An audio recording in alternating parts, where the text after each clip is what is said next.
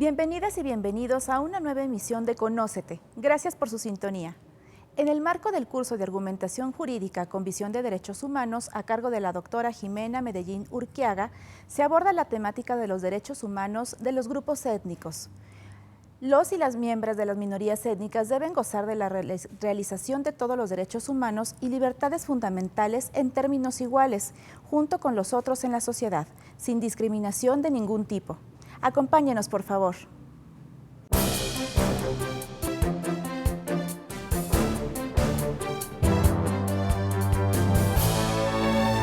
Bueno, perdón, estos tres significados, que como les decía, este es el problema que nos topamos cuando estamos trabajando con conceptos construidos de manera inductiva, pero los queremos aplicar de manera deductiva, como si fueran conceptos claros, definidos, con unos límites muy precisos, etc. Por eso a veces no hace sentido lo que estamos discutiendo, o parece que no hace sentido.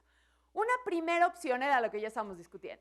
La interpretación legislativa, es decir, de las normas secundarias, de conformidad con las normas constitucionales y convencionales. Este es el sentido más clásico de la interpretación conforme y la que de hecho le da la 293. Pero hay otros sentidos que se han establecido. La interpretación constitucional de conformidad con las normas convencionales y viceversa, que era lo que estábamos discutiendo ahorita. Sobre todo cuando parece que una norma tiene espacios de silencio frente a la otra.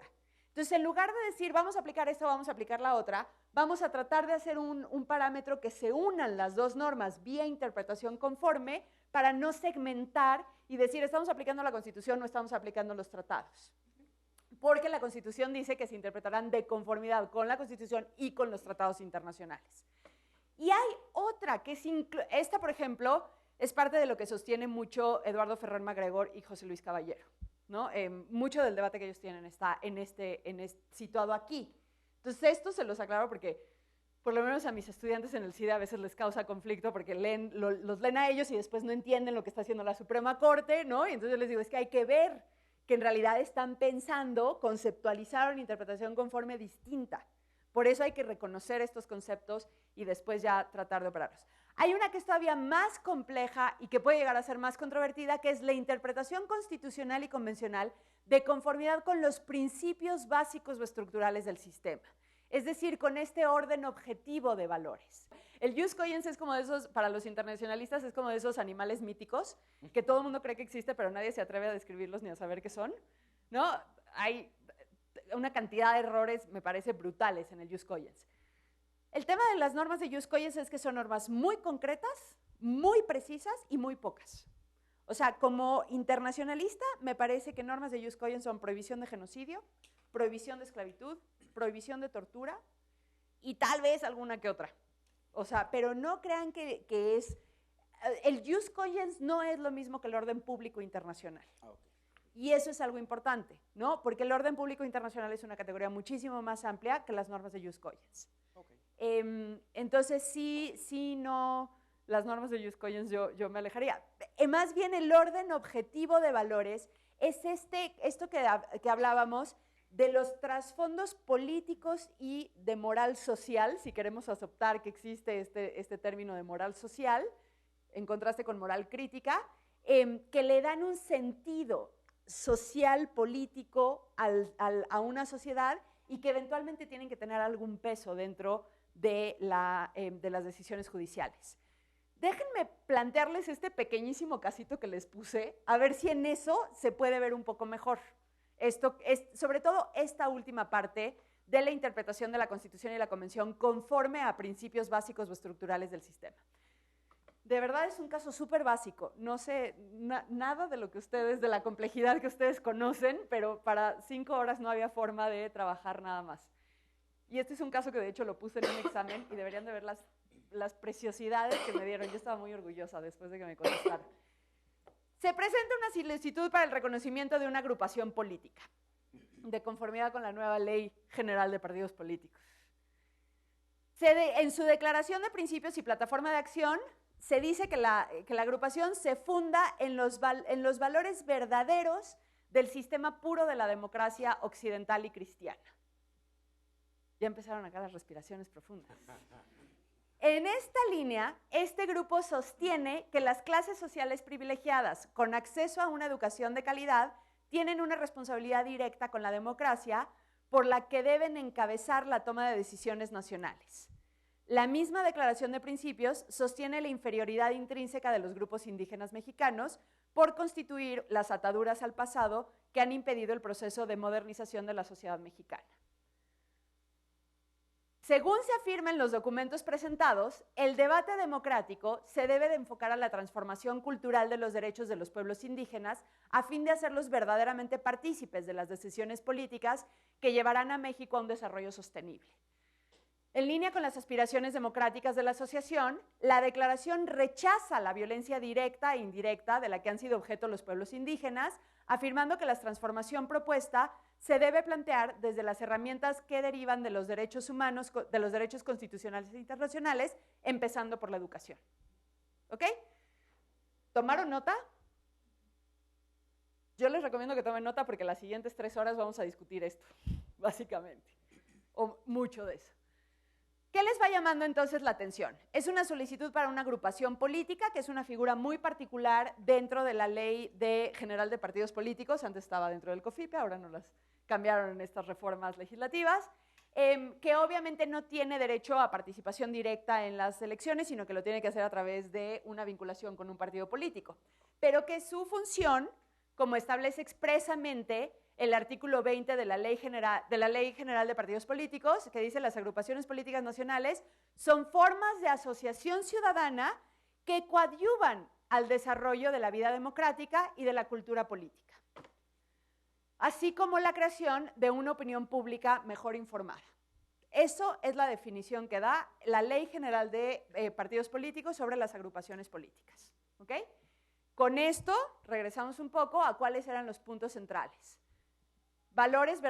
Los verdaderos valores del sistema puro de democracia occidental y cristiana, con una inferioridad de los pueblos indígenas, por ser ataduras a, bueno, primero una responsabilidad de las clases más educadas por fomentar el debate democrático, una inferioridad de los pueblos indígenas por construir ataduras al pasado, pero después un rechazo directo de la violencia directa o indirecta a los pueblos indígenas y diciendo que más bien esto se tiene que hacer a través de la educación para que sean verdaderos actores de la democracia mexicana. ¿Qué hacemos? ¿Les damos el reconocimiento o no? ¡Qué velocidad de respuesta, señores! Sí existen las abstenciones. Y señoras. Bueno, es que más bien los que dijeron fueron no, ¿eh? Pero qué velocidad de respuesta. ¿No? Ok. ¿Qué dice esta norma? ¿Qué elementos de esta norma deberíamos de empezar a cuestionar en un ejercicio de interpretación conforme? Esta asociación no coadyuvaría al desarrollo de la vida democrática y de la cultura política. ¿Por qué no coadyuvaría al desarrollo de una vida democrática? Está tratando Mencionan democracia como 5 veces en sus plataformas y documentos. Claro, pero tienen lo de inferioridad a los indígenas. Ok. Entonces, desde ahí... Pero, por ejemplo, la soberanía nacional reside esencialmente en el pueblo. Esta es una manifestación de alguna manera de la soberanía. Es más como un tema de política y con ideas eugenésicas y quizás oligárquicas, tal vez aristocráticas, en torno a una superación de México, pero a partir de proposiciones para homologar un esquema occidental y dejar lastres del pasado. Absoluto, eso ellos lo dicen explícitamente. Exacto. Necesitamos caminar hacia un desarrollo sostenible y para eso una visión moderna de México es lo que necesitamos. Y la cultura indígena nos está atando al pasado. Ahora, piensen que aquí lo que están solicitando es el ejercicio de un derecho. Pero no puede prevalecer. A mí me parece que el artículo 20 tiene que ser leído en el contexto de una democracia como la plantea la Constitución, ¿no? Y incluso la Constitución plantea el derecho de los pueblos indígenas a formar parte del poder público y un desarrollo de autoorganización, ¿cómo le llaman? Se me fue la palabra, la autodeterminación de los pueblos indígenas, ¿no? Entonces, sobre esta base me parece que para tener una democracia consolidada en la que todos los factores jueguen un papel importante para la toma de decisiones, es importante que tanto pueblos indígenas como cualquier otra minoría rezagada en el país formen parte de las decisiones importantes. Ahora, pero parece que una de las preocupaciones del grupo es que ellos no están en condiciones de participar en esa vida democrática. Ok, claro, porque como dice Memo, ¿no? Por ahí tenemos el artículo 9 de la Constitución, que dice que no podrá coartarse el derecho de asociarse o reunirse pacíficamente con cualquier objeto lícito.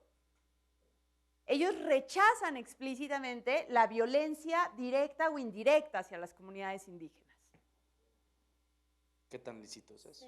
¿Qué tan lícito es eso? Sí, porque ¿Quién sabe?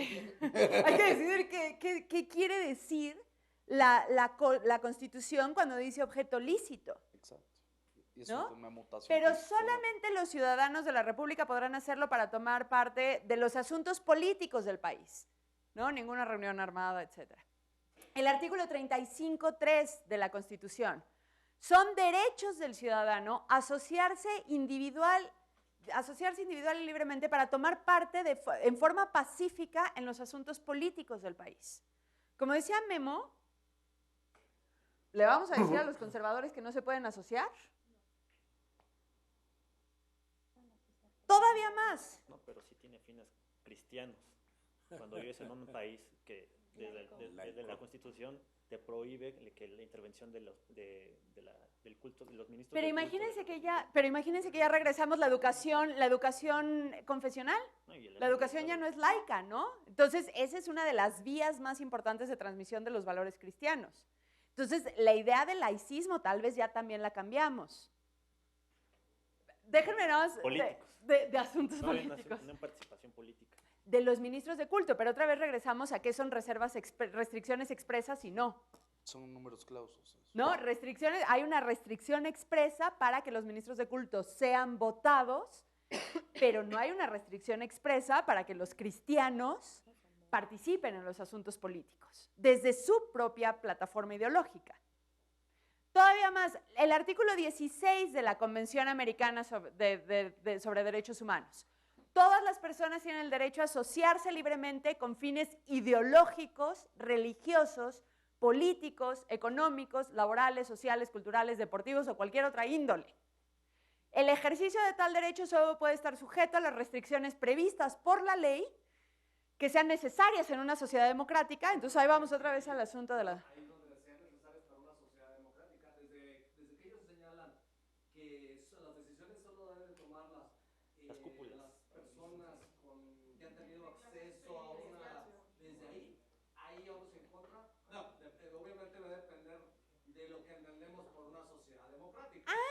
Pero si... Es que nos falta un gran paso, porque tanto la Constitución no menciona el término democrático en estos dos artículos, los menciona en otros lados, pero sí menciona, por ejemplo, el tema del objeto lícito, ¿no? Que ya lo decíamos. Y después el artículo 20 también menciona la vida democrática y la cultura política. Pero vean cómo eso empiezan a ser términos en donde las normas se nos quedan cortas. Porque ¿qué implica una vida democrática en México? ¿Qué implica una vida política? Porque aquí hay unas opiniones que dicen, no, es que hay que proteger porque hay una base discriminatoria en el argumento. Pero Memo, por ejemplo, que por lo pronto es el único que nos ha dicho del otro lado, dice, pero es que tampoco podemos decirles que no, porque entonces estamos haciendo exactamente lo mismo. Diciendo que porque los consideramos de alguna forma inferiores, sus opiniones no pueden entrar dentro del discurso público. ¿Sí o más o menos? Sí. Es que yo en mi punto de vista no veo la vida democrática necesariamente como la participación absoluta y directa, que es el modelo que adoptó México, de todo el padrón electoral para votar, sino yo veo la vida democrática como también la posibilidad de que exista pluralidad política que sea ajena también a los partidos políticos. Porque sí es un hecho que estamos viviendo una democracia partidista, pero las agrupaciones políticas son, en mi punto de vista, y no lo dice la norma, y luego más en una interpretación teleológica y una interpretación Conforme. Exacto, conforme en lo que existe en la realidad del país, Ajá. es que son pequeños brotes o sprouts de pluralidad en cuanto a puntos de vista. Cualquiera puede decir, bueno, pueden ser peligrosos este tipo de agrupaciones porque luego se pueden convertir en verdaderas amenazas de violencia, de atentados terroristas, que afortunadamente no hemos tenido en México esa clase de actos. Pero yo pienso que el acceso a la democracia es también la libre opinión en ese sentido y formar y forjarse así una, una progresividad de lo que un pueblo quiere. Hay un dicho que dice, cada pueblo tiene el gobierno que se merece. Iñárritu nos los acaba de decir aparte. Y Montesquieu, Encima de todo. y Montesquieu también alegaba que cada ley es diferente en cada estado. Y entonces, desde esa lógica, me gusta mucho, desde esa lógica, ¿les darías o no al registro? Yo sí se los daría. Ya tenemos 2 votos a favor de darse. Y seguimos con unos cuantos votos en contra. Bueno, ahorita el INE está con unos pocos menos, entonces creo que llegamos más rápido a las votaciones. Eso no es políticamente correcto decirlo aquí, ¿verdad? Entonces todavía tenemos acá por lo menos 2 votos. ¿Los demás cómo se van posicionando? ¿No Hola, darlo? hablo de, No ¿no? dar. Ah, una de allá. ¿En dónde? de Sala Monterrey. Sala Monterrey. Digan. Sí, bueno, en mi opinión, yo considero que ¿cómo podría otorgársele este derecho a una asociación política? Si ciertamente puede comprobar su origen lícito, pero por otro lado estaría trastocando los derechos de grupos étnicos, de no ser discriminados por su origen. Entonces, ¿cómo podría yo poner en la balanza primero a una asociación que está discriminando los orígenes étnicos de un sector poblacional de México, si ellos también tienen derecho de participar en la vida democrática del país y no porque ellos no conformen un partido político o una asociación política, no quiere decir que no estén participando activamente en la democracia? Y finalmente viene siendo un factor muy importante en nuestro país, ya que, bueno, son nuestras raíces. Por ejemplo, en el estado de Sonora existe lo que es la tribu Yaqui, y ellos tienen la facultad de regirse por sus propios usos y costumbres. Y eso no quiere decir que no estén participando activamente en la vida democrática, en este caso del estado de Sonora, sino que ellos son muy libres de autodeterminarse. Por lo tanto, yo considero que otorgarle, satisfacer el derecho de agruparse a esta asociación política, estaría trastocando los derechos de los grupos étnicos. ¿Ya los convencieron acá Gracias. a los dos consejeros que iban a votar a favor de darles el reconocimiento? ¿Ya los convencieron allá? No, todavía no nos convences. Argumentativamente todavía no llegamos, al parecer. Pero ya ven cómo hay un problema argumentativo. O sea, porque parece que llegamos a un debate eterno y que esta sesión no se va a acabar nunca. Y que nunca vamos a decidir si le damos o no le damos el registro, porque parece que una decisión es tan discriminatoria como la otra. Pero en parte porque falta esta construcción argumentativa de paso a paso, que si la tratamos de plantear desde el principio y decir desde un inicio, lo damos, no lo damos, porque la vida cultural indígena es muy importante, o entonces lo negamos. No, lo damos porque en una democracia todas las voces se deben de ser escuchadas, entonces lo damos. En cualquiera de las dos posiciones, parece que aquí, que tenemos las dos posiciones representadas, ninguno está convencido de la posición de los otros. Entonces, todavía parece que no hemos llegado a esa vía o a ese efecto comunicativo, explicativo, justificativo, persuasivo de lo que hablan, de lo que decíamos al principio que debe de fungir o la función que debe de tener la argumentación jurídica. Sí. Bueno, sí, contestando también a lo que estaban diciendo ahí en la Sala Regional Monterrey, es que sí, si bien está consignado en la Constitución, bueno, ahora sí que el derecho a la autodeterminación de los pueblos indígenas, y que ya existe un sistema normativo indígena y él se rige por el sistema de usos y costumbres en lo que atañe a la materia electoral, eso igual es una discriminación positiva que se hizo porque estamos considerando que sí tienen algunas desigualdades de facto, no esenciales, sino accidentales, frente al resto de la población que sigue el modelo occidental. Si ya existe, esa distinción, de alguna manera se ha intentado a través de la historia incluir al régimen indígena, al modelo que hemos establecido en México. Hemos establecido el sistema ejidal, hemos establecido varios aspectos para que ellos puedan vivir en comunidad, y el tema es de que queremos incluirlos en la vida política y socioeconómica mexicana, cuando en la realidad ellos viven su propia realidad.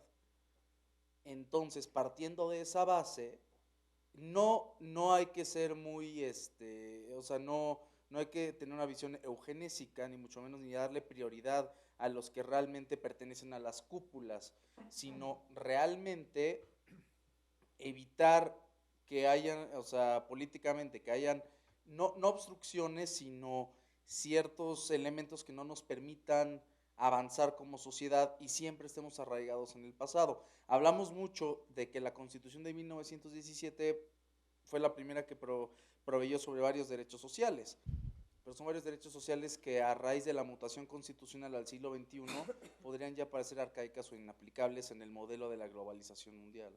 Bueno, globalización en forma. Ok, pero entonces vean aquí lo que está empezando a plantearse, ¿no? Es, si puedo recopilar o resumir una parte de tu idea, es la Constitución ya le da muchas protecciones. Así es. Es decir, ellos efectivamente, como dice Sala Monterrey, están participando de alguna forma, son parte de la sociedad, y la Constitución le ha dado muchas protecciones. Entonces, si nosotros seguimos acumulando protecciones, al final de cuentas vamos a desbalancear el sistema de debate democrático y de debate cada vez más plural, porque no vamos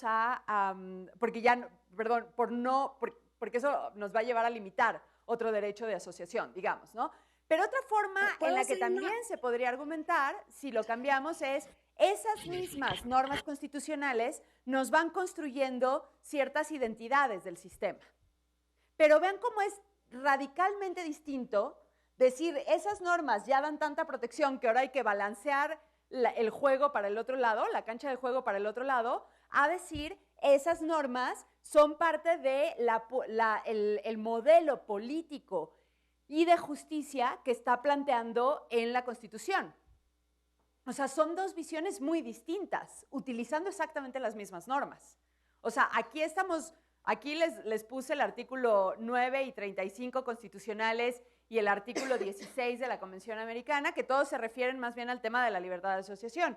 No hemos visto ningún artículo todavía, como por ejemplo el 2 de la Constitución, que es uno de los artículos en temas de pueblos indígenas más importantes. Bueno, el más importante, aunque no el único, ¿no?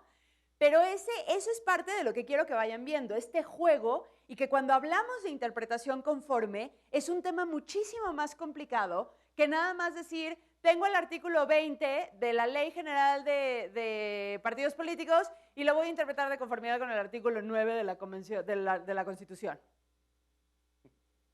Sí, ese puede ser un primer punto de ejercicio, pero ahí no se acaba el ejercicio, porque nos deja con una infinidad de preguntas, sobre todo en estos casos difíciles, que son los interesantes, ¿no? Los casos sencillos, pues eso, Dworkin nos dice, eso se resuelve con una regla y no hay mucho problema. Los casos difíciles son los que nos lanzan un problema argumentativo mucho más complejo. Sala Monterrey, ¿querían completar algo?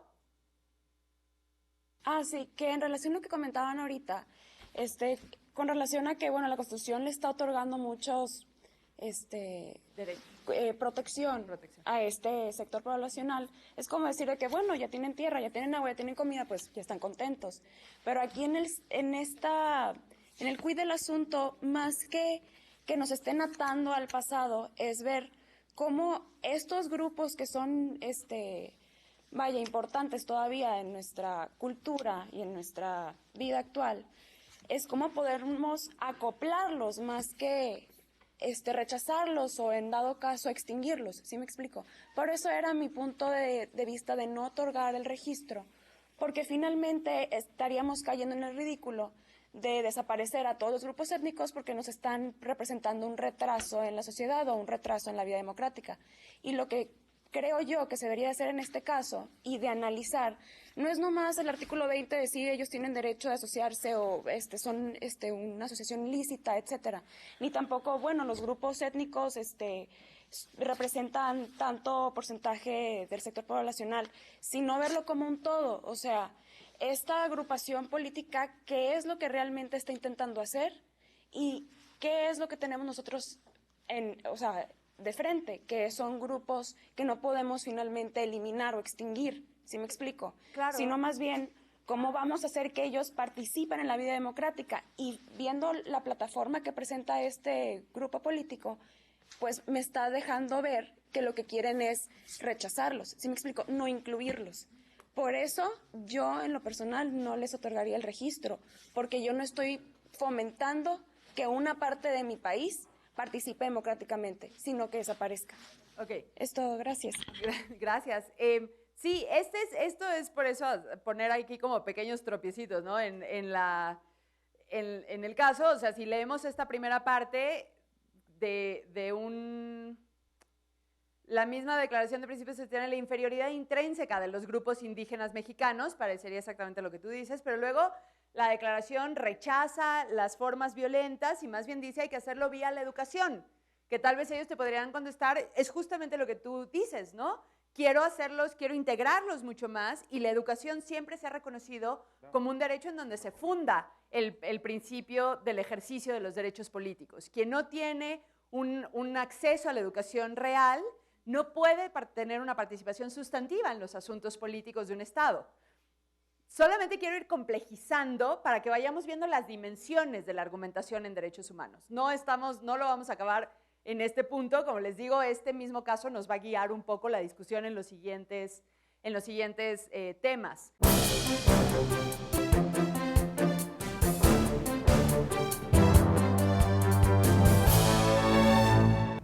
Muchas gracias por su valiosa compañía. Les invitamos para que no se pierdan la siguiente entrega de este curso sobre argumentación jurídica con visión de derechos humanos. Soy Paloma Orona. Esto fue Conócete, una producción del Tribunal Electoral del Poder Judicial de la Federación. Hasta la próxima.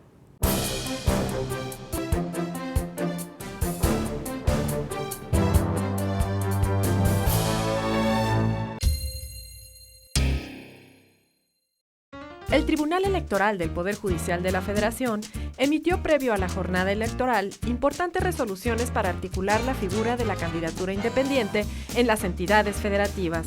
Con dichos criterios, se garantizó la participación de las y los ciudadanos sin partido en condiciones de equidad para el proceso electoral 2014-2015. Tribunal Electoral del Poder Judicial de la Federación. Tú tomas la decisión, nosotros la protegemos. Las sentencias emitidas por el Tribunal Electoral del Poder Judicial de la Federación permitieron instrumentar la regla de paridad de género establecida en la reforma electoral de 2014. La interpretación de las y los magistrados electorales del máximo órgano jurisdiccional del país dio lugar a que más mexicanas ejerzan su derecho a ser votadas, no solo para diputaciones, sino para cargos en los ayuntamientos, garantizando una mayor participación política en el proceso electoral 2014-2015. Tribunal Electoral del Poder Judicial de la Federación. Tú tomas la decisión, nosotros la protegemos.